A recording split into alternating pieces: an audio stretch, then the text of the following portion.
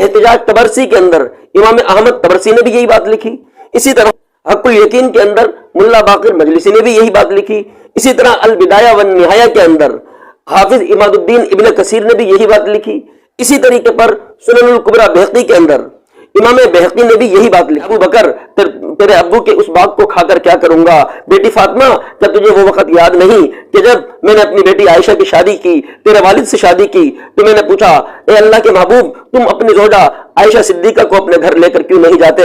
تو تیرے والد نے جواب دیا تھا کہ ابو بکر میں کیا کروں، میرے پاس 500 درہم نہیں۔ تو بیٹی میں ابو بکر تھا کہ میں نے اپنی جیب سے آپ کے ابو کو 500 درہم دیے کہ جاؤ اپنی بیوی کو یہ مہر دو اور اپنی بیوی کو لے جاؤ۔ میں ابو بکر تیرے باپ کو کھا کے کیا کروں گا؟ میں تو وہ ہوں کہ ہجرت کے موقع پہ 40,000 دینار تیرے باپ پر میں نے قربان کر دیے، اس باپ پہ قبضہ کر کے مجھے کیا ملے گا؟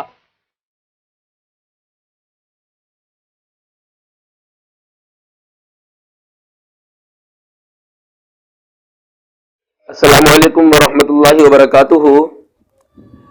ایک صاحب کہنے لگا کہ مولانا ہم نے سوشل میڈیا پہ ایک بات سنی ہے کہ ایک نبی کے زمانے میں ایک باغ تھا جس کا نام تھا باغ فدق، اور وہ باغ خیبر کے یہودیوں سے نبی علیہ الصلوۃ والسلام کو ملا تھا، جس کو مال فی بھی کہا جاتا ہے، اور اس کی آمدنی اہل بیت کے گھر میں جایا کرتی، فاطمہ الزہرا کے گھر میں اور ازواج مطہرات کے گھر میں جایا کرتی۔ تو ہمارے سنی مولوی تو اس مسئلے پہ بات نہیں کرتے، لیکن دیگر حضرات اس مسئلے کو بہت اچھالتے ہیں محرم کے مہینے میں عام طور پہ۔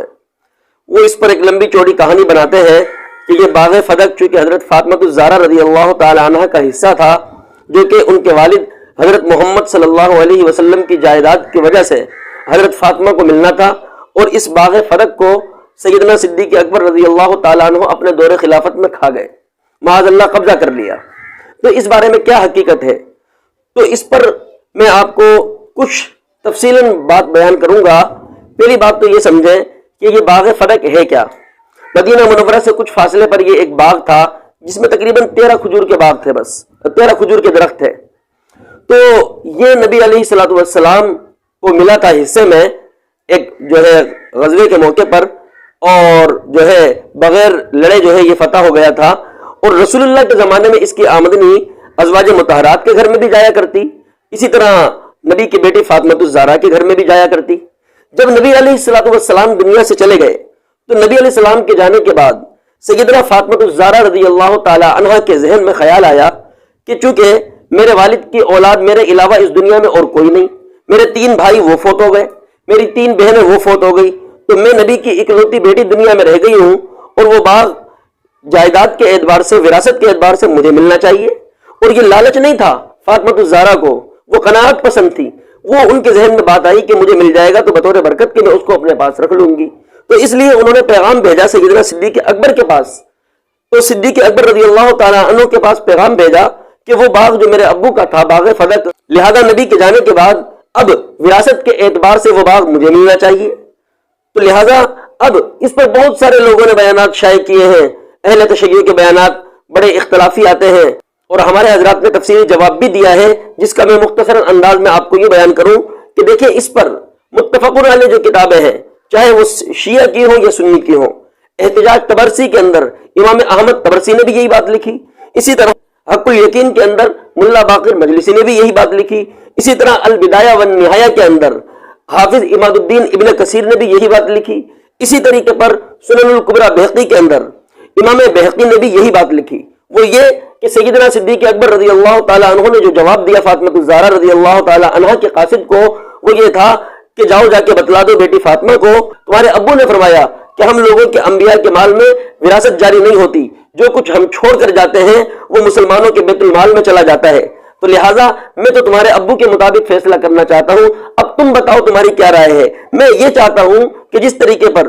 تمہارے والد گرامی کی زندگی میں تمہیں اس میں سے آمدن ملتی رہی، تو میں وہ وظیفہ وہی دینا چاہتا ہوں۔ اور یاد رکھنا یہ جواب سیدنا صدیق اکبر رضی اللہ تعالی عنہ نے صرف حضرت فاطمہ الزہرا کو نہیں دیا، بلکہ یہی جواب، چونکہ یہ سوال جب فاطمہ الزہرا کے ذہن میں آیا تو ادھر حضرت عائشہ کے ذہن میں بھی آیا کہ ہمیں بھی حصہ ملنا چاہیے، ادھر حفصہ کے ذہن میں بھی آیا کہ ہمیں بھی ملنا چاہیے، تو انہوں نے قاصد بنا کے بھیجا حضرت عثمان کو۔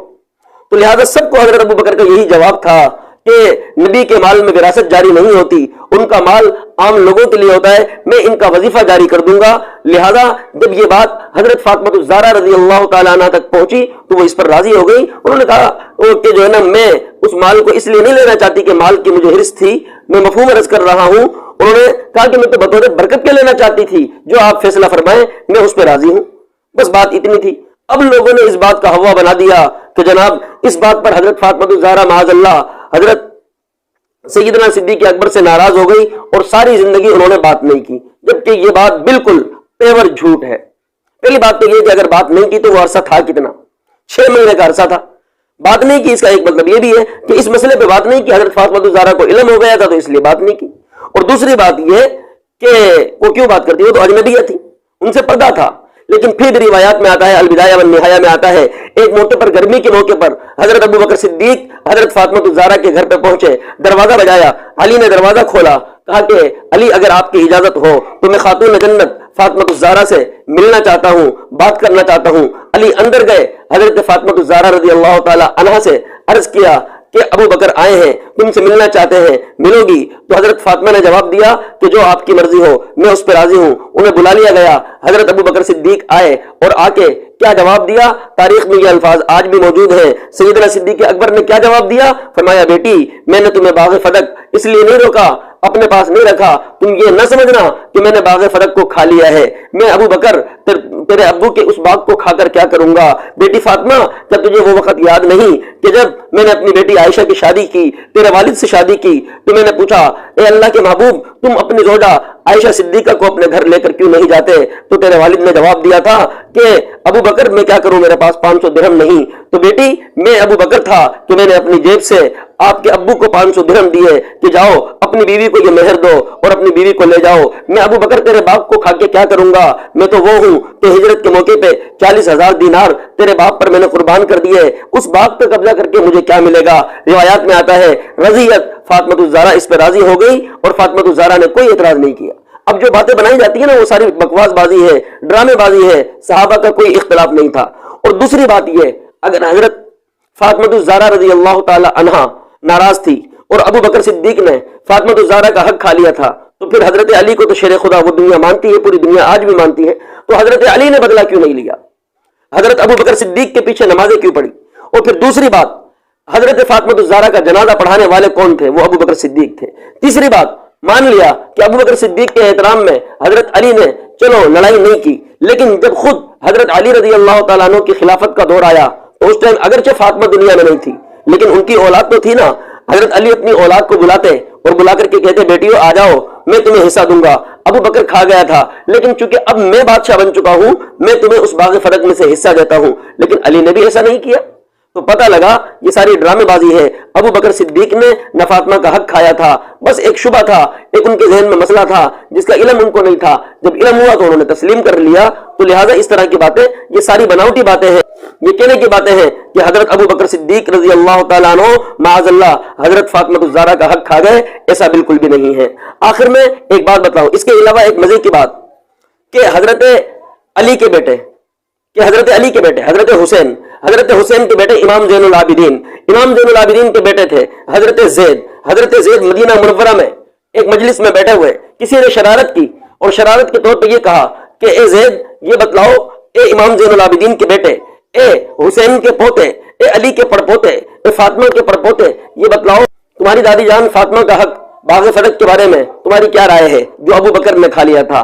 تو تمام کتابوں میں یہ بات آپ کو ملے گی کہ اس وقت حضرت زید بن علی بن حسین اور بن علی نے یہ جواب دیا کہ اگر میں ابو بکر کی جگہ پر ہوتا تو میری یہی فیصلہ کرتا۔ تو لہٰذا جو لوگ ذاکر حضرات بیان کرتے ہیں نا کہ آپ کی اماں کو ابو بکر صدیق رضی اللہ تعالیٰ عنہ نے ظلمن ان کا باغ کھا لیا تھا، ان کو تھپڑ مارا تھا، ان کو شہید کیا تھا، یہ سب ڈرامے بازی ہے۔ سارا کچھ تھا تو پھر جنازہ ابو بکر صدیق نے کیوں پڑھایا؟ علی المرتضیٰ نے جنازہ کیوں نہیں پڑھایا؟ ابو بکر نے جنازہ کیوں پڑھایا؟ پتہ یہ لگا کہ ان کے دل میں آپس میں محبت تھی، اور قرآن کی بات صحیح ہے رحماء بینہم، وہ سارے کے سارے ایک ہیں۔ لہذا سنیوں سے میں عرض کروں گا کہ ان کی باتوں میں نہ آئے، کوئی ایسی بات نہیں تھی باغ فدق کو کھا کر بھائی دیکھو ابو بکر صدیق کو خلافت ملی، 13 کھجوروں کے باغ کو کیا کرے گا وہ آدمی؟ اگر قبضہ کرنا تھا بہت بڑی جائیداد پہ قبضہ کرتا، پراپرٹی بنا لیتا، تو وہ ایک باغ ہی ملا تھا۔ تو یہ ساری ڈرامے بازی ہے۔ اللہ رب العالمین سے دعا ہے اللہ تعالیٰ مجھے اور آپ کو سمجھ کی توفیق عطا فرمائے. وما علینا الا البلاغ.